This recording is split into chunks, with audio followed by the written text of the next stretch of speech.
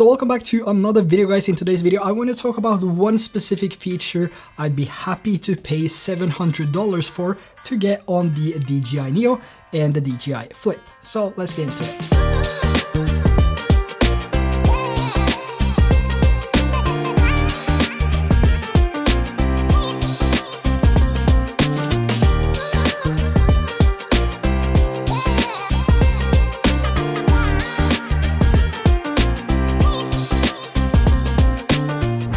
The feature I'm referring to is side tracking. Just hear me out. This is such an amazing feature and something I think makes a huge difference when I'm out on the go. Just being able to capture something different than just front and back tracking has really been a great experience with the Hover Air X1 Pro Max. Just let me explain. So all of these drones here, the X1 Pro Max, the Flip, the Neo, all of these are very limited to how far they can fly when you use these automated flight modes.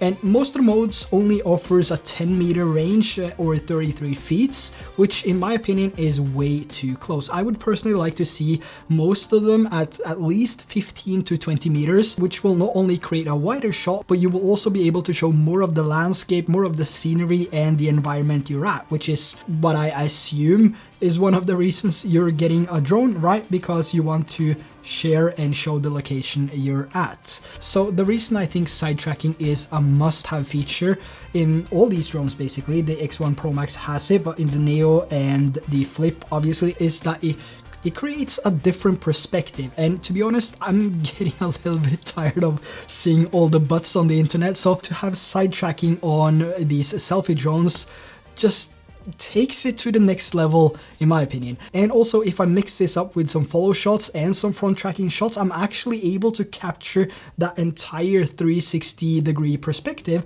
without having to do a circle or orbit, which is what we need to do to get that 360 view. And this means I'm able to capture more dynamic shots because I can do this when I'm walking. Whilst doing the basic automated flight modes like circle and orbit, you would really want to stand still until the flight is done, otherwise it will start drifting and the shot won't really look that great.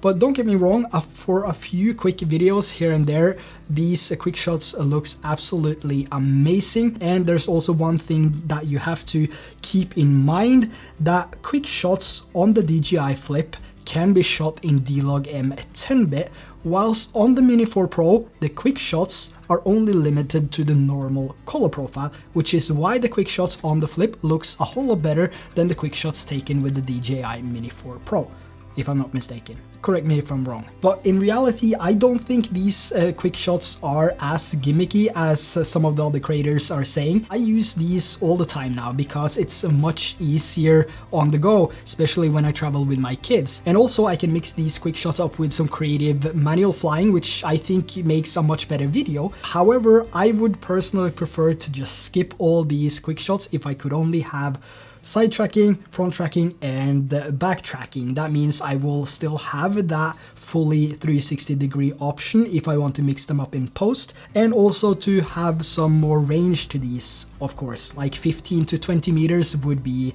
optimal for most of these tracking shots. But one thing I want to add, which seems like no one else is talking about when it comes to this, is that how easy it is to use these drones without that controller. So at the end, if you think these shots are gimmicky, you will still end up capturing more videos, and you will even take off where you normally wouldn't with the bigger drone, I assume, because there might be people there, and when people see these small drones, they wouldn't really care too much about it at all, because it basically looks like two toy drones that you bought off of Target. Maybe not the Flip when it's fully unfolded here, because it is a much bigger drone compared to the DJI Neo here, as you can see. So people might not look at this as a toy, but definitely the Pro Max here, which is significantly smaller than the Flip, and of course the DJI Neo. So people would actually look at these and think, oh, that's a cute little toy. So you will be more confident in taking off on different places and different locations, despite there being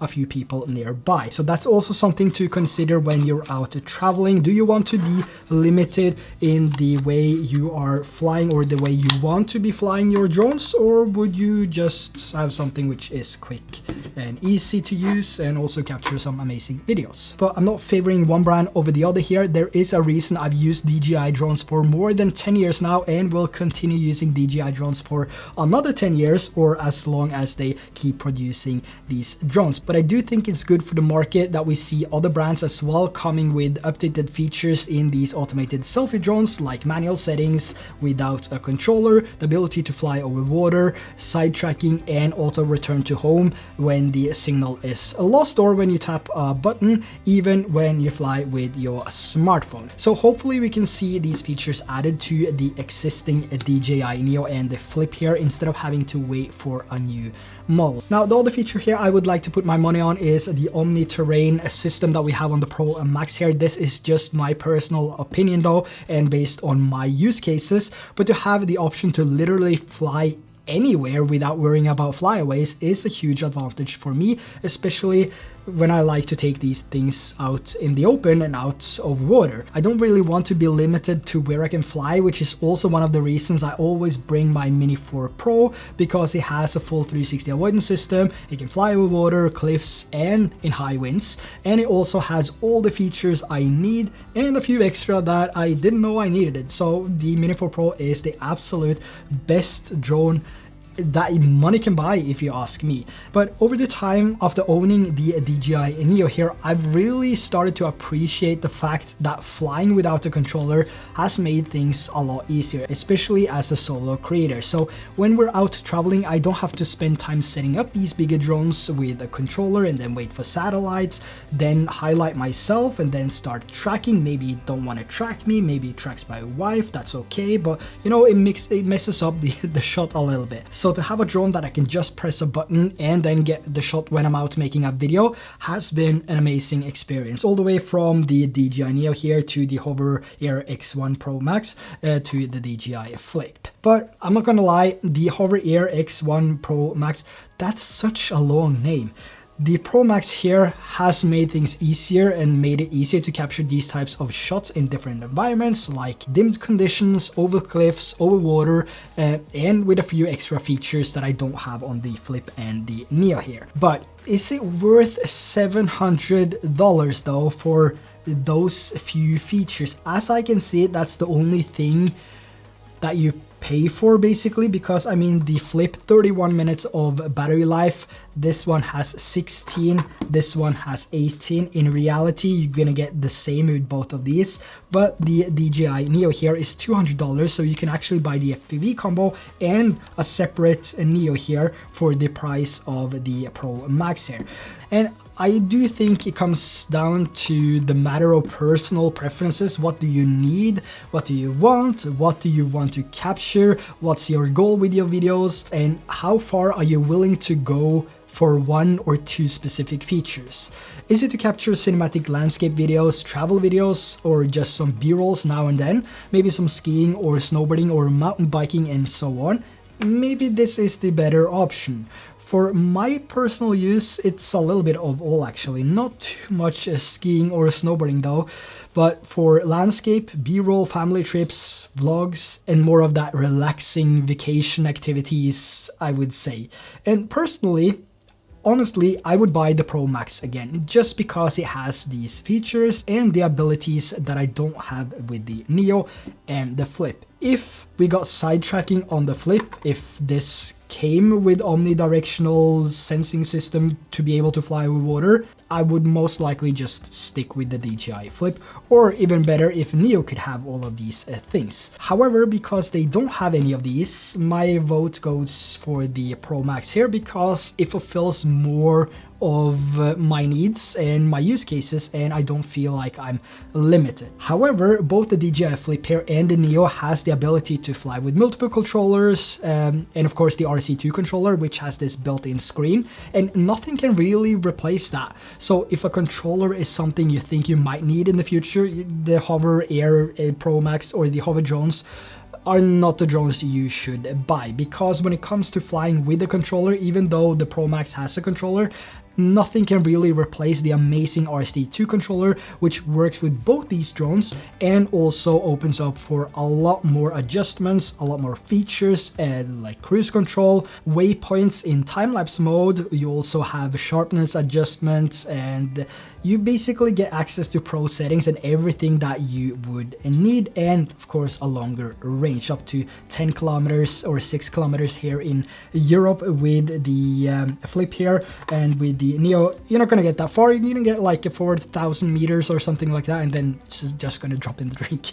But anyway, with the controller you will have much better experience with these two DJI drones. However, these additional features on the Pro Max here has made things a lot easier for me personally, and the image quality is also extremely impressive. I mean, 8K, 24, 25 and 30 FPS, and also the 4K HDR videos looks impressive. But are these two features that I mentioned worth $700 for you?